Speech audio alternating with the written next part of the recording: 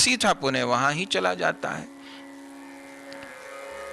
तो ये स्वरूप का जागरण है, सद्गुरुदेव यही कार्य करते हैं। तो 44 श्लोक तक जिस श्रृंगार का हम लोगों ने वर्णन श्रवण किया दास गोस्वामी जी की वाणी में, ये केवल प्रिया जी का श्रृंगार नहीं है, ये अपना भी श्रृंगार है। क्योंकि प्रिया जी भावमयी है, भावमयी की सब सेवा भाव से ही होगी। ये प्रिया जी का तो भाव आभूषणों से श्रृंगार है ही, लेकिन ये अपना भी श्रृंगार है। प्रिया जी की चिबुक पर कस्तूरी की बिंदी से रचना हो रही है। अब अगर प्रिया जी की चिबुक की भावना नहीं की होगी तो कैसे? प्रिया जी के कर्ण फूलों का जो भाव है उसका आस्वादन नहीं किया होगा, उसकी समझ नहीं होगी, तो कर्ण फूल कैसे धारण होंगे? तो प्रिया जी का समस्त श्रृंगार श्री दास गोस्वामी पाद ने अतिशय आर्त उत्कंठा की अवस्थिति में अपनी भावमय देह, अपनी सिद्ध देह श्री तुलसी मंजरी जी के स्वरूप से समस्त श्रृंगार समर्पित किया है। और अब 45वें श्लोक से आप आगे की भावना कर रहे हैं। आर्त करते हुए पुनः पुनः लीला का स्फुरन हो रहा है, श्री जी का श्रृंगार पूर्ण हो गया है। और अब प्रिया जी सूर्य उपासना के लिए सूर्य कुंड पर जाएंगी। 45वें श्लोक में उसी लीला का स्मरण श्री दास गोस्वामी पाद कर रहे हैं। सूर्याय, सूर्य देव को अर्घ प्रदान करने के लिए आप अत्यंत उत्कंठिता हो रही हैं।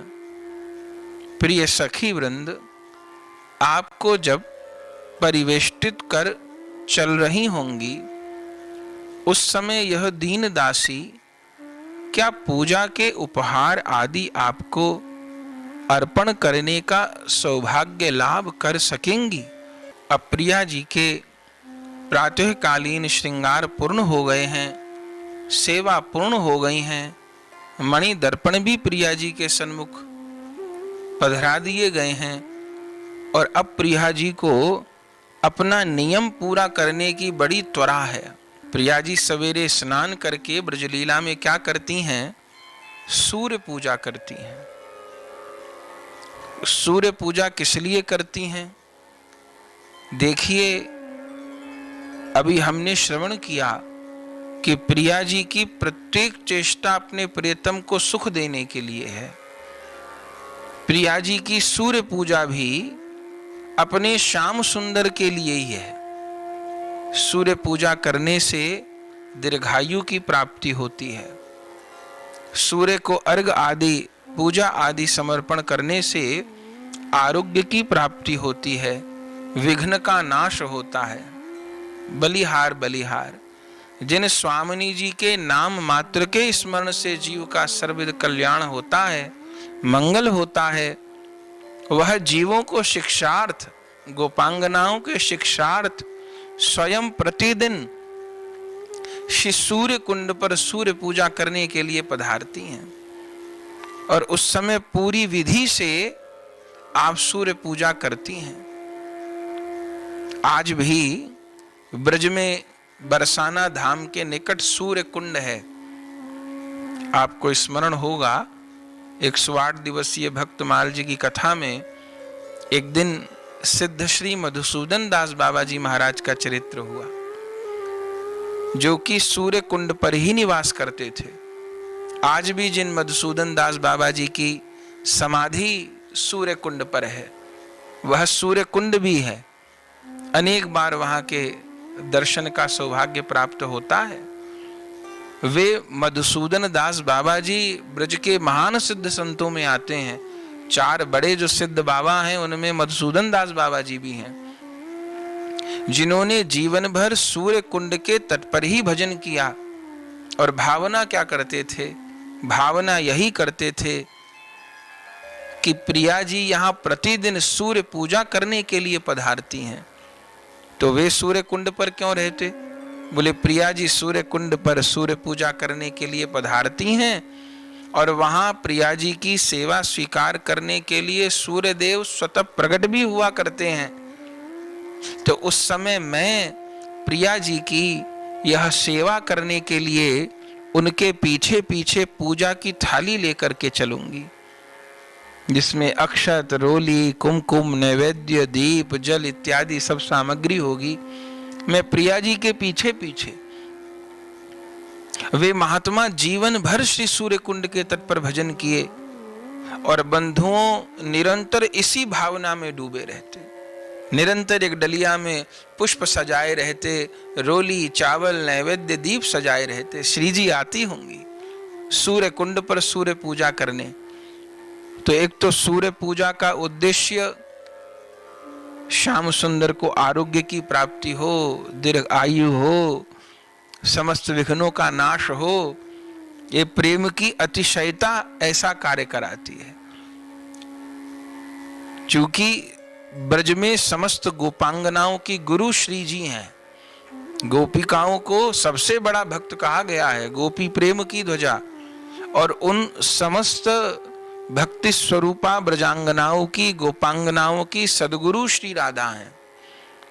तो सदगुरु केवल उनको नहीं कहते जो अपने वचनामृत से ही सामने वाले को उपदेश दें, जो अपने आचरण से भी सामने वाले को सीख दें, उसको गुरु और आचार्य कहते हैं। तो हमारी प्रिया जी तो जगत गुरु श्याम सुंदर की भी गुरु हैं, तो मानो अपने आचरण से उपदेश दे रही हैं।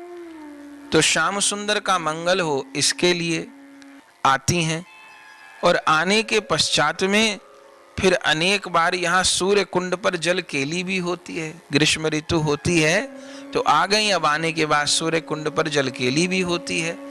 और उस जल केली के अतिरिक्त जैसे प्रतिदिन मध्याह्न में श्री राधा कुंड मिलन होता है, ऐसे मध्याह्न से पूर्व पूर्वाह्न में सूर्य कुंड पर भी श्याम सुंदर से प्रिया जी का मिलन होता है। क्योंकि ये समय कौन सा है?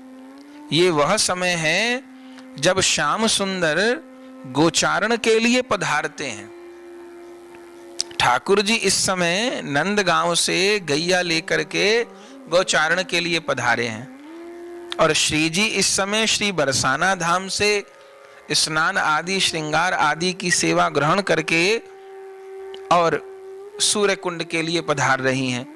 तो अनेक बार तो मार्ग में ही मिलन हो जाता है, अब मार्ग में न हो मिलन तो सूर्य कुंड पर हो जाता है।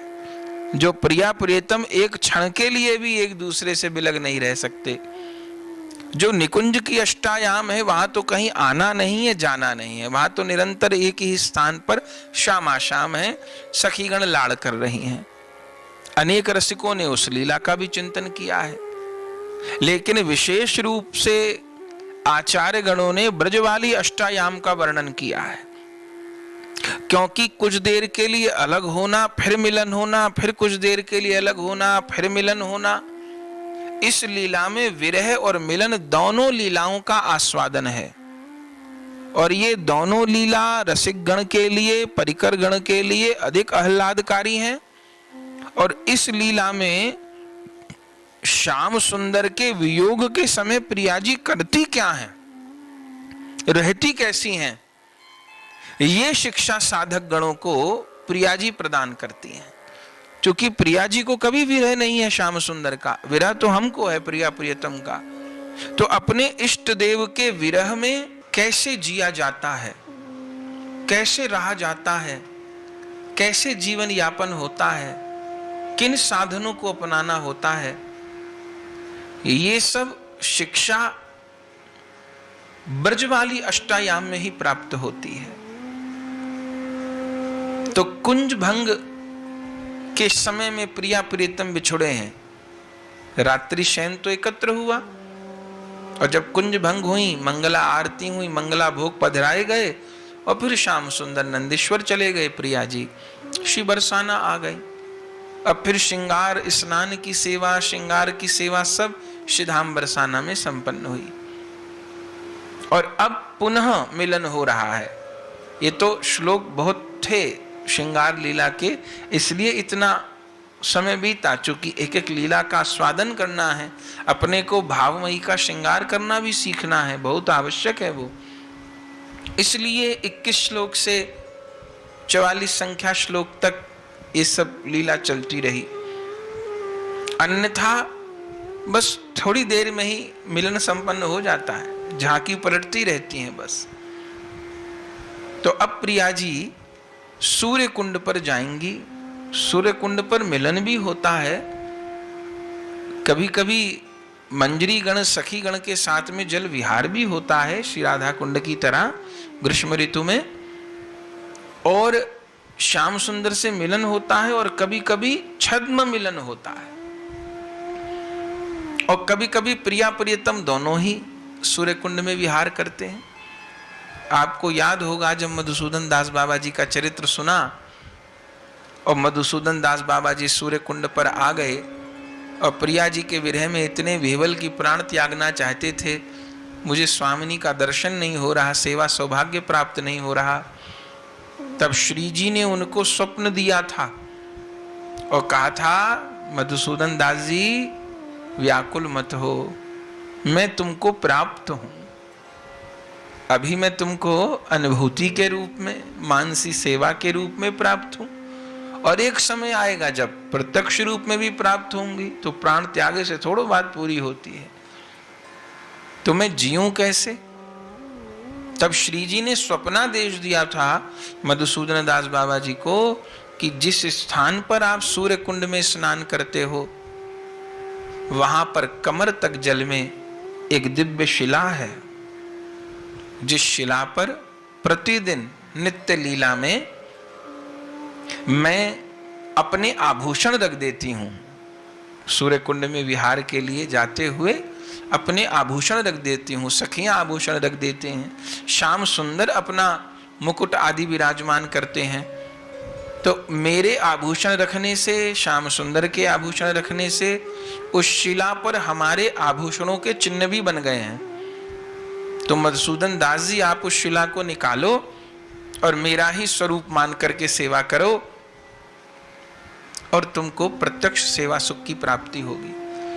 तब वो मधुसूदन दास जी उस शिला को निकाल करके लाए। कहां तो वो इतनी बड़ी शिला है कि कई मन की होगी, और इतने हल्के फुल्के दुबले बाबा कहां उठा पाते। लेकिन जैसे ही प्रिया जी का स्मरण करके उठाया, तो वो इतनी बड़ी शिला दुर्बल शरीर बाबा जी के लिए फूल के समान हो गई, और उस शिला को अपनी कुटिया में विराजमान किए, जीवन भर सेवा किए। बंधुओं, आज भी वो शिला सूर्य कुंड पर विराजमान है। जिस समय मधुसूदन दास बाबा जी का चरित्र हुआ था, तो हम सब ने दर्शन भी किया था। अब वह शिला मधुसूदन दास बाबा जी की समाधि के ऊपर ही दीवाल में विराजमान है, ताकि क्षय न हो। पर आज भी उस शिला में प्रत्यक्ष ठाकुर जी के मुकुट, श्री जी की चंद्रिका और आभूषणों का दर्शन होता है। वह शिला साक्षात श्यामा श्याम का ही स्वरूप है, और वहां पर मधुसूदन दास बाबा जी की भी समाधि है। आगे फिर उनके और जो शिष्य हुए परंपरा में, उनकी भी समाधि है। निकट में सूर्य कुंड है। एक और बाबा जिन्होंने मधुसूदन दास जी के पश्चात भजन किया, ब्रजदास बाबा जी, उनकी भी समाधि है। वो तो प्रिया जी के विरह में रोते रोते अंधे हो गए थे। तब प्रिया जी ने उनको केवल दृष्टि ही प्रदान नहीं की थी, उनको दिव्य लीला का अवलोकन भी कराया था। उन सिद्ध बाबा की भी वहां समाधि है। वहां सूर्य कुंड पर, सूर्य कुंड तो है ही, आज भी है सूर्य कुंड, और सूखे हुए नहीं है, जल से परिपूर्ण है। और सूर्य कुंड के पास में सूर्य मंदिर भी है, जहां सूर्य भगवान विराजमान है, जहां प्रिया जी प्रत्येक पूर्वाहन की लीला में सूर्य पूजा करने के लिए पधारती हैं, अपने प्यारे के मंगल के लिए, और वहां खूब मंगलमय लीलाएं होती हैं। बंधुओं, इस 45वें श्लोक में श्री दास गोस्वामी पाद क्रम से लीलाओं का स्मरण कर रहे हैं। हम अपने मन से कुछ भी नहीं कर सकते, नहीं, आजकल कुछ ऐसा भी कहते हैं, अपने मन से कुछ भी कर लीजिए, कैसा भी रूप ध्यान कर लीजिए और कैसा भी लीलाओं का ध्यान कर लीजिए। नहीं नहीं, ऐसा नहीं। ये जो उपासना है ये अनुगत्य की है। हमारे आचार्य लोग एक एक बात बता गए हैं, अपने हृदय के भावों को अपने ग्रंथों में प्रस्तुत कर गए हैं। हम ये क्यों कहें कि कुछ भी कर ले? ऐसा क्यों कहें? जब दिल्ली जाने के लिए इतना बड़ा हाईवे बना हुआ है, एकदम खुली बढ़िया सड़क है, रोशनी भी है, सब सुविधाएं भी हैं, तो हम कहें कि हम किसी भी रास्ते से दिल्ली चले जाएंगे? किसी भी रास्ते से चले जाइए, पर पहले से जो रास्ते बने उन्हीं से जाइए। कोई कहे मैं तो अपने से कोई भी रास्ता बना के चला जाऊंगा, ना ना ना, ये उचित नहीं है। आप दिल्ली ही नहीं पहुंच पाएंगे, आप अपना ही रास्ता खोदने लग जाएंगे, और ये परिश्रम भी व्यर्थ है। आपको रास्ते से क्या लेना देना, आपको तो मंजिल पे पहुंचना है ना। तो पहले से जो रास्ता बना हुआ है उसी रास्ते पे चलिए ना। हमको वृंदावन जाना है, ब्रज में आना है, तो जो हाईवे बना है उसी पे चल के आए। कोई कहे मैं अपने ही रास्ता खोदूंगा, तो बड़ा कठिन काम है, बहुत समय लगेगा खोदने में, और गलती भी हो सकती है, आप किसी अलग ही दिशा में खोदने लग जाएं। तो व्यर्थ का परिश्रम करने की जरूरत क्या है? इतना बड़ा देदीप्यमान मार्ग है, आप अपना मनमाना रास्ता खोदने की बजाय चलने में अपनी मेहनत लगाइए ना, तो आप पहुंच जाएंगे। पर आपने नई मूर्खता खड़ी कर दी कि हम तो जो है अपना अलग रास्ता खोदेंगे, तो इसको कोई कठिन परिश्रम नहीं कहा जाएगा, ये तो मूर्खता है। अरे अपना वो परिश्रम मेहनत आप चलने में लगाते ना, नया रास्ता खोजने में क्यों लगा दी? इसलिए उपासना अनुगत्यमयी है, हमको कुछ करना नहीं है। आचार्य लोग सब बता गए हैं, निष्पक्ष होकर के आचार्यों की पद्धति को सीखना है, जानना है, और उस पद्धति के अनुसार चलना है। जो कहते हैं कि अपने मन से कुछ भी कर लीजिए, वो उचित नहीं है। ये अनुगत्य की उपासना है। इसीलिए गुरु शरणागति है, इसीलिए गुरु प्रणालिका है, इसीलिए सिद्ध प्रणालिका है। वही रास्ता है उस परम तत्व तक पहुंचने का। हर रास्ते की एक महिमा है। जैसे गंगा जी अबाध रूप से बह रही हैं, ये बिल्कुल ठीक बात है। सब जगह गंगा जी हैं, पटना में भी गंगा जी हैं, कानपुर में भी गंगा जी हैं, कलकत्ता में भी गंगा जी हैं। लेकिन कानपुर, पटना या कलकत्ता की गंगा जी को कोई धाम नहीं बोलता, तीर्थ नहीं बोलता। गंगा जी वहां पर भी हैं, गंगा जी की महिमा वहां पर भी है। लेकिन जो आनंद हरिद्वार में स्नान करने का है, ऋषिकेश में स्नान करने का है, या प्रयागराज में स्नान करने का है, गढ़मुक्तेश्वर में स्नान करने का है, वो आनंद कानपुर या पटना या कलकत्ता में स्नान करने का तो नहीं है ना। तो गंगा जी समान होते हुए घाट का भी एक आनंद है। ऐसे ही हम किस मार्ग का अवलंब लिए हुए हैं? हम मधुर रस के पथिक हैं, श्री राधा दास्य भाव के उपासक हैं, राधा माधव के चरण कमल हमको प्राप्त करने हैं।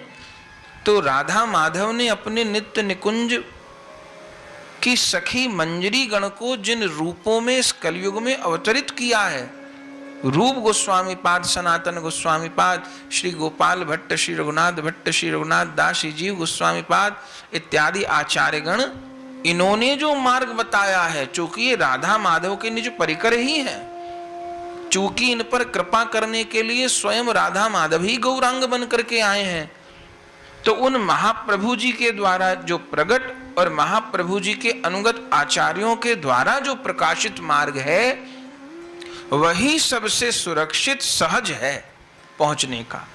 गोस्वामी पाद मंजरी स्वरूप से प्रिया जी के पीछे पीछे स्वर्ण थाल में पूजा की सामग्री लेकर के चल रही हैं और मन में सोचती जा रही हैं, प्रिया जी अब सूर्य कुंड के तट पर वो जो सूर्य कांत मणि निर्मित वेदी है, सूर्य मणि निर्मित वेदी मध्य प्रिया जी मुग्ध होकर के उस सूर्य कांत मणि वेदी पर खड़ी होकर के सूर्य भगवान को अर्घ देंगी। आहा, मैं उस झांकी का दर्शन करूंगी। जब प्रिया जी मुझसे जल का पात्र मांगेंगी तो मैं जल से परिपूर्ण करके, जिसमें केसर पड़ी होगी, ऐसा जल सूर्य भगवान के अर्घ के लिए दूंगी। फिर प्रिया जी सूर्य भगवान का चक्रात्मक पूजन करेंगी, कुछ देर सूर्य मंत्र भी जपेंगी, पुष्प भी चढ़ाएंगी, परिक्रमा भी करेंगी। ओहो, अपनी स्वामिनी को देख करके बलिहार होंगी। इसी भावना में श्री रघुनाथ दास गोस्वामी पाद मंजरी स्वरूप से चले जा रहे हैं। सूर्य कुंड पर श्री जी पहुंची हैं। देखा श्री जी की नानी मुखरा देवी, अरे आज लाली को बहुत देर हो गई सूर्य पूजा के लिए, बहुत देर हो गई। तुलसी मंजरी ने कहा आज नेक श्रृंगार में विलंब हो गया, इसीलिए ऐसा हुआ है। अरे देर हो गई सूर्य भगवान की पूजा के लिए, अब झटपट कर लेंगी। अरे तुम्हें कहाँ आए पूजा करानी, पूजा होए तो विधि से होए। अच्छा, तो मुखरा रानी ने कहा देखो वो बैठे पुरोहित जी, उनको नाम विश्व शर्मा ब्रह्मचारी, आज वे पूजा करवाएंगे। देवता की पूजा तो विधि से होनी चाहिए, अब तुमको कहां आए देवता की पूजा छोरीन को। तो आज मुझे बड़े भारी ये पुरोहित मिल गए, अरे बड़े भारी व्याकरणाचार्य हैं, विद्वान हैं, कहें एकदम बहुत बढ़िया संकल्प कराऊंगा, मंत्र को उच्चारण करूंगा और इनको सिखा दूंगा कैसे प्रतिदिन सूर्य पूजा करनी चाहिए। अरे जिसने सूर्य पूज लिए उसको तो जीवन प्रकाशित ही प्रकाशित हो जाए, पर विधि होनी चाहिए, विधि की अवहेलना करके तो देवता की पूजा नहीं होए। तो तुलसी जैसे जैसे ये विश्वकर्मा जी बताएं, इनको नाम है विश्वकर्मा नहीं, जैसे जैसे ये विश्व शर्मा ब्रह्मचारी बताएं ऐसे ऐसे करियो। आओ पंडित जी मेरी लाड़ों से सूर्य पूजा करवा दो। पुरोहित जी आए, सखियां देख के मंत्र मुग्ध, क्या पुरोहित जी, देख के बलिहार, अंग अंग से सौंदर्य की छटा निकल रही है, बहुत जोर। प्रिया जी तो काऊ पर पुरुष की ओर देखे ही नहीं, उनकी तो दृष्टि नीचे है। पर मुखरा जी लाई हैं तो बात तो माननी पड़ेगी। ललिता जी भी संग हैं। ब्रह्मचारी जी संकल्प कराओ, ब्राह्मण को भी तो अपना गोत्र बोलना पड़े संकल्प के लिए। हाँ हाँ, हम फला गोत्र में उत्पन्न फला प्रवर के आपको संकल्प कराएंगे। अब पुरोहित जी संकल्प कर रहे हैं, अपनी गोत्र को उच्चारण कर रहे हैं। बोले गोत्र कैसी है? बोले जगन मंगल कृत गोत्रम शुचिवित प्रवरम शुचिम। जगत कल्याणी भगवान ही जिनका गोत्र है और शुचिवत जिनके प्रवर माने गोत्र प्रवर्तनकारी मुनि हैं। आप कहो कि उन पुरोहित का मैं अपने इस कर्म के लिए वर्ण करती हूं। तब मुखरा जी कह रही हां कह लाली। श्री जी ने हां कर दियो। पर लीला शक्ति इन श्लोकों का भी कुछ और अर्थ कर रही हैं। बोले अर्थ क्या? एक अर्थ तो वही है शाब्दिक अर्थ, दूसरा अर्थ क्या किया? अरे श्री जी किनका वर्णन कर रही हैं? जिनका गोत्र विश्व के लिए मंगलप्रद है, माने जिनका नाम विश्व के लिए मंगलप्रद है और जिनकी समस्त चेष्टाएं अपने भक्तों को सुख प्रदान करने वाली हैं, मैं उनको वर्ण करती हूं। पुरोहित जी अब मंत्र उच्चारण कर रहे हैं। तस्मै मित्राय पद्मिनी बंधवे नमः। अर्थात जो सूर्य पद्मिनी पति हैं उन दीप्तिमान सूर्य को मैं प्रणाम करती हूं। श्लोक का जो स्वाभाविक करते वो तो कुछ और है, लेकिन मंजरीगण श्री जी क्या अर्थ कर रही हैं? जो श्याम सुंदर कंदर्प जनित दुख के नाशक हैं और अनुराग युक्त पद्मिनियों के पति हैं, उन श्याम सुंदर को मैं प्रणाम करती हूँ। श्री जी संकल्प कर रही हैं। मुखरा जी देख देख के बड़ी प्रसन्न हो रही, आज बड़ो अच्छो पुरोहित मिल गए हो, मेरी लाली से बड़ी अच्छी पूजा करवाई दई। मंत्र उच्चारण हुए, संकल्प हो गए। अब तुलसी मंजरी ने सारी सामग्री एक शिला पे धर दी, सब लेकर के आई हैं। सब पूजा की सामग्री एक शिला पर सुंदर सुंदर थालों में रख दी और अब पुरोहित जी पूजन करवाएंगे। उसी प्रकार श्री जी पूजन भी कर रही हैं। पूजन भी संपन्न भयो और फिर सब पूजा के अंत में अब अर्घ दियो जाएगो, समर्पण होएगो। मुखरा जी बहुत देर हो गई थी चूंकि पूजा में, आज तो पूरे विधि विधान से पूजा हो रही थी, उन पे खड़ो नहीं हो गए, क्योंकि नेक धूप निकले आई। ललिता जी ने कहा नानी आप उधर बैठ जाओ, तो दूर जाए के मुखरा जी बैठी हैं, दर्शन कर रही हैं। और फिर दर्शन करते करते उनको एक निद्रा भी आ गई। नेक लीला शक्ति जब जिसको चाहे सुलानो तो सुला ही देंगी। अब मुखरा जी को कहा काम, तो मुखरा जी तो बैठी बैठी नेक सो गई और इधर सेवा चल रही है। सब सेवा हो गई। फिर पुरोहित जी ने कहो हे देवी, अब आप सूर्य भगवान को अर्घ देओ। और उस समय अर्घ का वह स्वर्ण पात्र लेके जिसपे दिव्य दिव्य रतन लगे हैं, वह दिव्य जल अभिमंत्रित करके जब श्री जी के हस्त कमल में दियो है, तो इस बार हस्त कमल में जल देते देते नेक प्रिया जी की उंगली से उन पुरोहित जी की उंगली छू गई। और जैसे पुरोहित जी की उंगली को स्पर्श भयो, श्री जी के संपूर्ण अंग में प्रेम की तरंग व्याप गई है।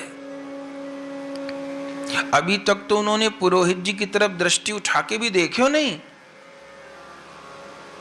लेकिन जैसे स्पर्श हुआ उनको लगा ये तो चिर परिचयी स्पर्श है। तब तुरंत औचक में उन पुरोहित जी की तरफ देखा। पुरोहित जी को देख के लगे अरे ये पुरोहित जी तो देखे देखे लगते हैं, पर क्या करें, सूर्य पूजा करनी है। वहां खड़ी है सूर्य कांतमणि शिला पे, दे दियो। प्रिया जी देख रही हैं हाथ में जल है, और वो पुरोहित जी ने एक मुस्कान और दिए, बस जो मुस्काई है। प्रिया जी तो भावातिरेक में, पर करे कैसे? तुलसी मंजरी जी ने कहो प्रिया जी संभल के जल संभालो। पुरोहित जी ने भी कहो देवी संभल के। अब जैसे जल देनो चाहें, लेकिन वो जो स्पर्श हो गया, वो मुस्कान देख ली, वो बार बार हृदय में आलोडन कर रही हैं। अरे वो तो बस सूर्य भगवान को जल दे दे कहीं प्रिया जी वह स्वर्ण मणिशिला से नीचे स्खलित न हो जाएं। तभी उन पुरोहित जी ने गिरती गिरती श्री जी को थाम लियो है, और जैसे थाम के बस जैसे तैसे जल तो दिलवा दियो है। और जैसे उस पुरोहित ने अंक में भर लियो प्रिया जी को, अरे सखी मंजरी कण ये कहा कियो। और अंक में आते ही प्रिया जी तो अधीर हो गई हैं। वो ब्रह्मचारी गोद में भर के प्रिया जी को नीचे आकर के विराजमान भय हैं। और जैसे प्रिया जी को अंक में भरे है, सो हा प्यारी कह के आंखों से रुदन कर रहे हैं। प्रिया जी के मस्तक को चूम रहे हैं, अंक में लेकर के विभोर हो रहे हैं। अब प्रिया जी मेरो प्यारो कह के विभोर हो रही हैं। अरे तभी ललिता जी आ गई, अरे जे कौन पुरोहित है? और जो तुलसी मंजरी जी ने देखो, अरे पुरोहित कोई नहीं, ये तो ब्रजराज है, छलिया शिरोमणि है। सोई पोल खुल गई और जैसे प्रिया जी के कान में गई, प्रियतम पधारे हैं ये तो छद्म वेश बनाए के पुरोहित के वेश में। सोई ललिता जी ने प्रिया जी को अंक में भर लियो, तुलसी मंजरी जी ने अंक में भर लियो, प्रिया जी को चेत करायो, कहा भयो स्वामिनी को। श्याम सुंदर को तो अवसर मिल गयो, दक्षिणा भी नालई पूजा की, सो तो वो जाए और वो जाए। ये छद्म करने में तो वे बड़े पूर्ण है, बे जाए। जब सब कुछ हो गयो, वे पुरोहित जी मैदान छोड़ के भाग गए। तब कहीं जाके मुखरा जी की नींद खुली और आई देखी, अरे मेरी लाली को कहा भयो, कैसी मूर्छा हो गई, कहा भयो, कछु नहीं, कहा भयो। अरे ये इतनी देर तक पूजा करवा दी आपने, या शिला पे खड़े हो को सूर्य के सन्मुख, सो चक्कर ना आवेंगे तो कहाँ आवेंगे। अरे पंडित जी ने देर तो बहुत लगा दी, बड़े अच्छे भी पुरोहित जी कहाँ गए। अरे तुमने दक्षिणा दई के ना दई, कहाँ गए पुरोहित जी। पुरोहित जी हो तो दिखे। सो तो तुलसी मंजरी ने बात संभाल ली, नानी जी वो पुरोहित जी को कोई आवश्यक काम याद आ गयो, सो वो चले गए। अरे दक्षिणा तो दे देती, 2 घंटा पंडित जी से पूजा करवाए ली। ललिता जी कहें, वो ब्रह्मचारी जी कह रहे मैं दक्षिणा ना लूं, बस स्वांता सुखाए पूजा करूं, मुझे तो दर्शन है गए, बस यही ते दक्षिणा मिल गई। अरे बहुत बढ़िया पुरोहित मिलो, मैं पता ठिकाना भूल गई कहाँ रह करे, रोज ही बुला लियो करूंगी भाई। ललिता जी ने नानी जी रोज ना बुलाइयो, मैं वह पुरोहित को पतो ठिकाना अच्छे से जानू, वाके बाप दादाओं को जानू, आप चिंता मत करो, जब बुलाना होएगा बुला लेंगी, हम अपनी स्वामिनी की सूर्य पूजा खुद ही करा देंगी। अगर ऐसे पुरोहित बुलाती रही तो रोज रोज स्वामिनी या सूर्यमणि शिला में मूर्छित होए के गिरेंगी। तो मिलन भी हो गयो, पर्दे में मिलन हो गयो, आज कुछ विचित्र मिलन हो गयो छद्म वेश में।